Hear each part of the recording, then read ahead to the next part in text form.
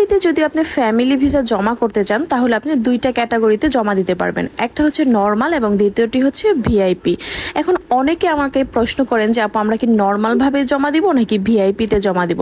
তবে আমি যেহেতু নরমালভাবে জমা দিয়েছিলাম তাহলে আমি আপনাদেরকে বলতে পারি যদি নিজের কাগজপত্র নিজে গুছিয়ে নিতে পারেন তাহলে আপনি অবশ্যই নরমালভাবে জমা দিতে পারেন। নরমালের বর্তমান ফি 17,980 টাকা এবং ভিআইপিতে যদি জমা দেন তাহলে সেই ক্ষেত্রে আপনার ফি দিতে হবে 22,350 টাকা। এখন আপনি আমাকে প্রশ্ন করতেই পারেন যে আপু নরমালের থেকে ভিআইপিতে বেশি ফি কেন এবং সেই ক্ষেত্রে আমি কি সুযোগ সুবিধা পেতে পারি।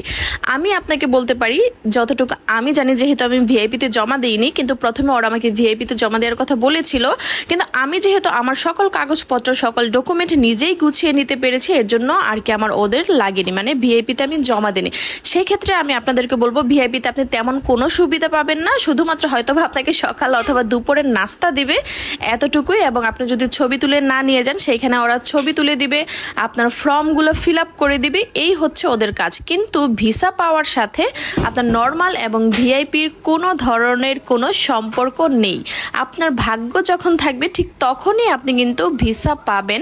মানে আপনি যদি মনে করে থাকেন যে আপনি ভিআইপিতে জমা দিলে তাড়াতাড়ি ভিসা পাবেন, এইটা সম্পূর্ণ একটা ভুল ধারণা। আমি নর্মালভাবে জমা দিয়েই আলহামদুলিল্লাহ 29 দিনে ভিসা পেয়েছিলাম।